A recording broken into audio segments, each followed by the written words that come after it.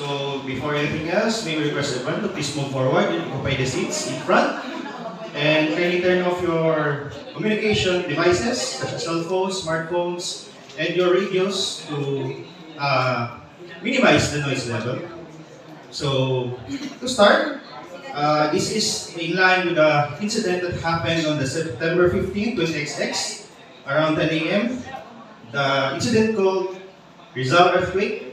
So for the objectives, as per the directives of the mayor, this is to conduct search and rescue and retrieval operations in the eastern part of Rizal, so that's the heavily affected area. Next is to evacuate the affected families as well as the community and provide humanitarian support. Lastly is to restore the lifelines such as the communication and the power lines as well as the water.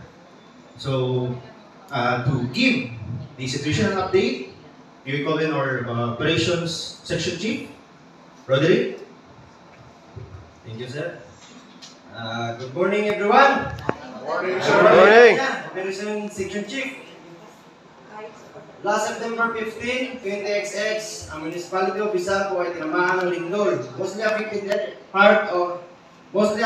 part is southeast and northeast part of Rizal. As of now, September 17, 20XX, at 0800 hours, dumating na po ang request kay Mayor for other resources for search and rescue and retrieval operation. As of now, we have reported na may na-trap ng mga estudyante sa Ridge School dito banda. Tapos, there are 10 reported dead in the barangays and several missing persons and collapsed building near the school. And then, 200 families were reported na nasira ang mga kabahayan. Ganun pa rin ang sitwasyon doon. Walang kuryente at komunikasyon. At sira din ang tulay. Thank you. Bless. Thank you. For our weather forecast, so fortunately we don't have any meteorologists, so I'll be presenting to you the weather update. So for the operational period, we will have a fair weather, so that means we have clear skies and wind of 17 kilometers per hour blowing off southwest of Rizal, and the temperature is 28 degrees Celsius. Also, please observe that aftershocks may be felt, so please take precautionary measures and ensure the safety of all responders. So, for next agenda is the operational assignments, which will be presented to you or discussed by our operations section chief, Sir Roderick. Okay. Tagalog lang po tayo, ha? Sino makaintindi? Okay. Thank you. Gumawa po tayo ng dalawang division. Si Division A at si Division B. Dito si Division A sa affected area sa Ridge School sa Southern East. Gumawa po tayo sa isang division area, ay division group ng tatlong task force. Si Task Force Engineering 1 under the leadership of Mr. Y, and Task Force number 2 Medical Team under the leadership of Mr. Kai, and Task Force number 3 under the leadership of Search and Rescue under the leadership of Mr. Ya. Conduct search and rescue, provide medical supply, evacuate in Southern Rizal.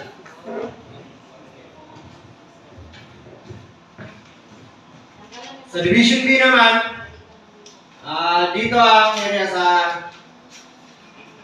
Northeast, sa May Valley, banda. Nagpunin tayo ng tatlong task force dito. Task Force Engineering 2 under the leadership of Mr. Jack, and Task Force number 2 Medical Team under the leadership of Mr. Louis, and Task Force number 3 Search and Rescue Retrieval under the leadership of Mr. Kui. Conduct po sila ng clearing operation along National Highway, restore lifeline facilities in downtown area of Rizal. Yun lang po at maraming salamat. Thank you, Chief. So for the safety briefing of all our responders, may we call on our safety officer, Mr. Anthony. Isang mapagpalang umaga at kalinaw, responders. As the safety officer, it is my utmost duty to remind all of you from both divisions to wear your hard hats, boots, and high resistance gloves at all times. Vigilantly observe the body system and ensure that secure escape routes are identified. Don't forget to bring first aid kits and extra food and water for your sustenance. Safety first always, and let's make sure we all return safely and whole.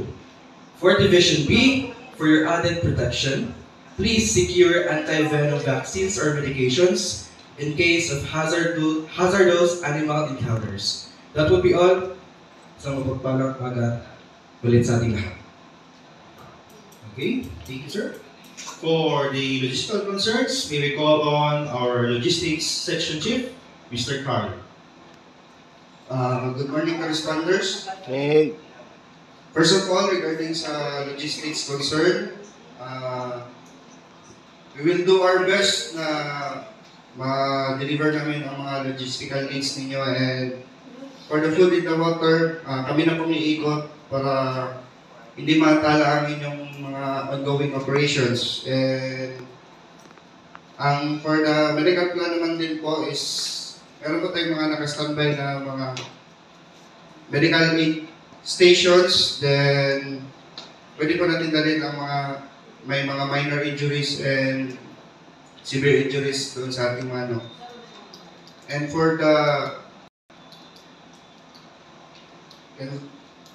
communication plan naman po, meron po tayong mga naka-assign na mga radio frequency. As for Channel 1, meron po. Andyan po ang Command and Staff IC. Channel 2 for Division A, Channel 3 for Division B, and Channel 4 is for the standby and support. And for more inquiries, please radio us sa ating mga designated channels po. Thank you.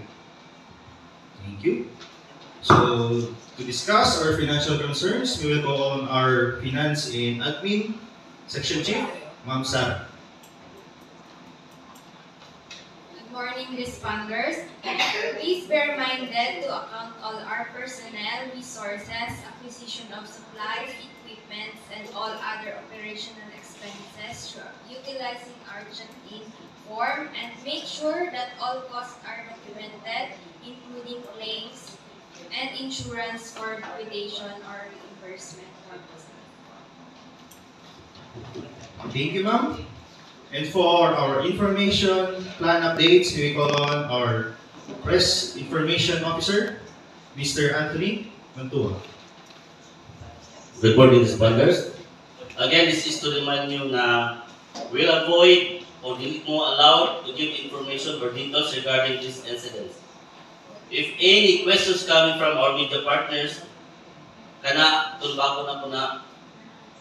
Instead, tell them na naatay mahitabo na media briefing exactly 17 hours today in our media briefing room located at the back of our ICP or Incident Command post.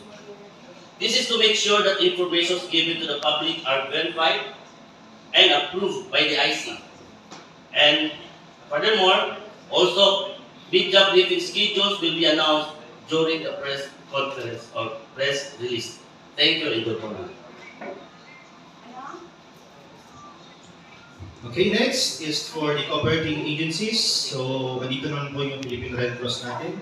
So, please report to the IC right after our briefing agenda for your assignments and other necessary activities. For the closing comments, we call on our Incident Commander, Mr. Giovanni. Okay, good morning. As per mandates of our municipal mayor, we prioritize the safety of the responders and ensure that the site is safe for operations, provide immediate assistance to the securing victims, ensure that there will be no further casualties. And the most importantly is, our priority is the safety of the responders as well as the community. Thank you. So that concludes our operational briefing agenda. For Division A, you may use our 202 room for your breakout session. And for our Division B, kindly proceed to 203. So you may now proceed to your designated rooms for your breakout session. And the next briefing schedule will be September 17, 1300 hours in the same venue. So, maybe remind also to have your concerns on your to pass your concerns to your immediate supervisor so that we can we could consolidate all your concerns and as well as those activities that we are to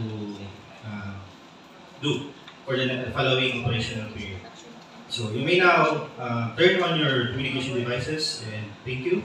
So have a safe shift.